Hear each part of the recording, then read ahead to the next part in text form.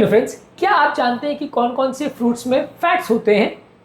अक्सर ज़्यादातर फ्रूट्स के साथ आप शुगर को, विटामिन मिनरल्स को, पानी को और फाइबर को एसोसिएट करते हैं, लेकिन कई ऐसे फ्रूट्स हैं जैसे एवोकाडो, कोकोनट और ऑलिव जिसमें होते हैं फैट्स। ये फैट्स क्या आपके लिए फ़ायदे का सौदा है या नुकसान का? आज इस पर बात करेंगे। अक्सर एनिमल सोर्सेज ऑफ फैट्स को लोग नुकसान का डील बताते हैं क्योंकि एनिमल फैट्स नुकसान करते हैं, लेकिन क्या प्लांट और खासकर फ्रूट्स में मिलने वाले फैट्स आपके लिए अच्छे हैं या बुरे? आज इस पर बात करेंगे। ये आपको ज़्यादा मात्रा में लेने चाहिए या नहीं, इसको डिस्कस करेंगे। टॉपिक पर जाने से पहले जो लोग हमारे चैनल पर नए हैं उन्हें रिक्वेस्ट करूंगा कि चैनल को सब्सक्राइब करें, वीडियोस को लाइक करें, शेयर करें, फॉलो करें, कमेंट करें, पूरा देखें। टॉपिक इंपॉर्टेंट है, इसे अंत तक देखिएगा। इसे मिड पोर्शन में इंटरेस्टिंग बनाने के लिए कुछ ऐसे प्रैक्टिकल यूटिलिटी पॉइंट्स बताऊंगा जो आपको टॉपिक के बारे में ज्ञान भी देंगे और हैरान भी करेंगे। और यदि आप टॉपिक के अंत तक हमारे साथ बने रहते हैं तो प्रैक्टिकल यूटिलिटी की कुछ ऐसी बातें बताऊंगा जो टॉपिक से मिली इन्फॉर्मेशन को यूटिलाइज करने में आपकी मदद करेगी। तो चलिए शुरू करते हैं मेरे साथ ये हेल्थ का सफर।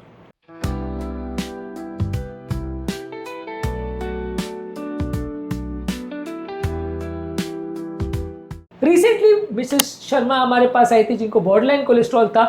उनको एवोकाडो की स्लाइस हमने डेली बेस पे ऐड किया, कुछ हेल्दी फैट्स ऐड किए। उनको एचडीएल कोलेस्ट्रॉल थोड़ा बढ़ा, थोड़ा सा एलडीएल कोलेस्ट्रॉल भी बढ़ा, लेकिन ओवरऑल उनकी हेल्थ पर कोई सिग्निफिकेंट इफेक्ट नहीं आया। तो ये उनके लिए कोलेस्ट्रॉल के हिसाब से बहुत बुरा डील नहीं था एवोकाडो जो उन्होंने खाया। इनफैक्ट उनका वजन कम करने में मदद मिली, जिससे उनकी ओवरऑल हेल्थ बेटर हुई। इसके अलावा मिस्टर खान आए हमारे पास जो कोकोनट ऑयल ले रहे थे स्किन के लिए। इनको कंपेरेटिवली स्किन टेक्सचर इससे काफ़ी इंप्रूव हुआ और उनको इन्फेक्शन कंपेरेटिवली बेटर हुए।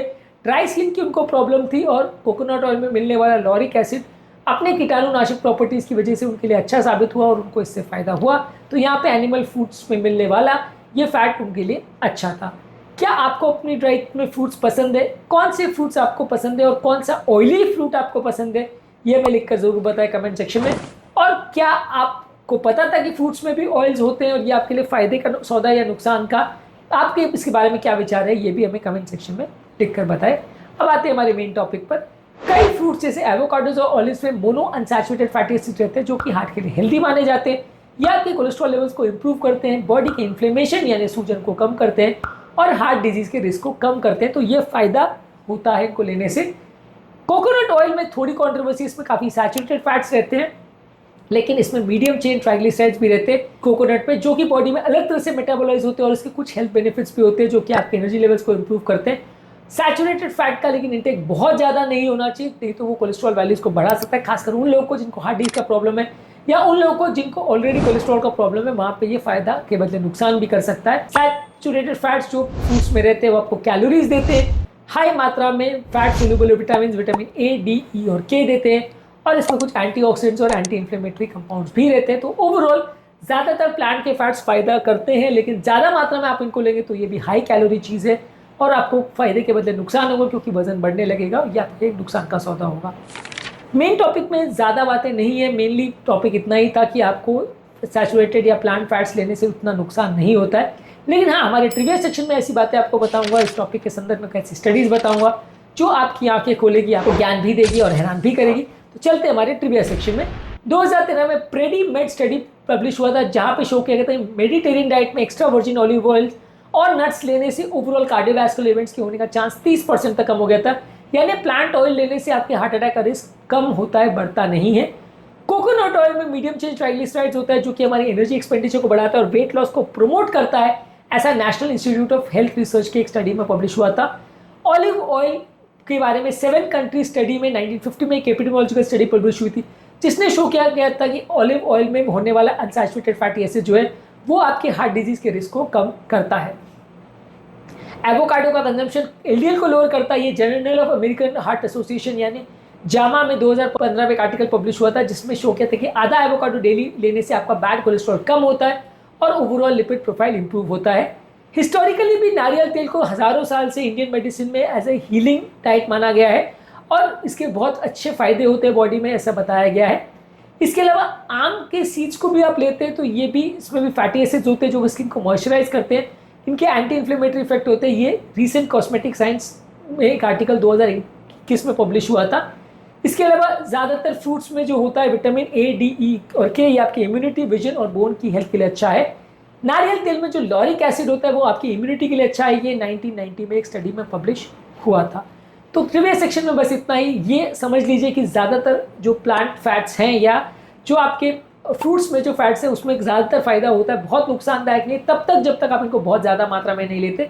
यदि आप इन सारे फ्रूट्स को बहुत ज़्यादा मात्रा में लेते हो, दिन भर में कई नारियल या एवोकाडो खाना चालू कर देते हैं, तो शायद आपका वजन बढ़ेगा और फिर आपको नुकसान होगा।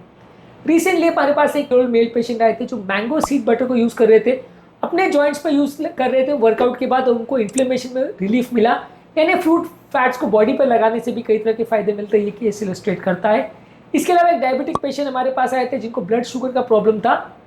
एवोकाडो लेने के बाद उनका शुगर का अब्जॉर्प्शन कम हुआ और ओवरऑल उनका कंपेरेटिवली जो शुगर का कंट्रोल था वो भी इम्प्रूव हुआ, और ओवरऑल उनको वजन कम करने में रादर इससे मदद मिली एवोकाडोज को लेने से, क्योंकि ये फैट के एब्जॉर्प्शन को स्लो करता है।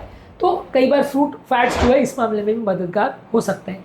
अब आते हैं हमारे प्रैक्टिकल यूटिलिटी सेक्शन में, जहाँ पे कुछ प्रैक्टिकल बातें बताऊंगा जो इस टॉपिक की नॉलेज को यूटिलाइज करने में आपकी मदद करेंगे। फ्रूट फैट्स में हेल्दी अनसैचुरेटेड फैट्स या मोनो अनसैचुरेटेड फैट्स रहते हैं और मीडियम चेन फैट्स रहते हैं जो आपकी हार्ट और ब्रेन की हेल्थ के लिए अच्छे हैं।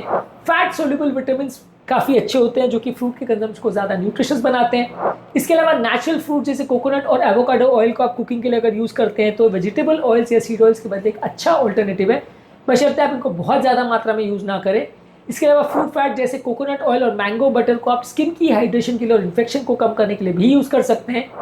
फ्रूट के फैट्स को एनर्जी सोर्स के लिए भी यूज़ कर सकते हैं और ये वजन कम करने में मदद करता है जब इसको सीमित मात्रा में लिया जाए तो। और इसके अलावा अगर किसी व्यक्ति को बीपी, शुगर, कोलेस्ट्रॉल का प्रॉब्लम है और वो अपने ट्रांस फैट्स और सैचुरेटेड फैट्स को अगर फ्रूट फैट से रिप्लेस करता है तो उसके लिपिड और ग्लूकोज लेवल में सुधार देखने को मिल सकता है। तो अब आपने जान लिया कि फ्रूट फैट्स कैसे काम करते हैं। तो अब आप अपने नेक्स्ट फ्रूट स्नैक में कौन सा फैटी फ्रूट को लेना पसंद करेंगे, कमेंट सेक्शन में लिख के हमें बताएं। फैटी फ्रूट्स आपके हेल्थ की जर्नी का एक इंपॉर्टेंट हिस्सा है।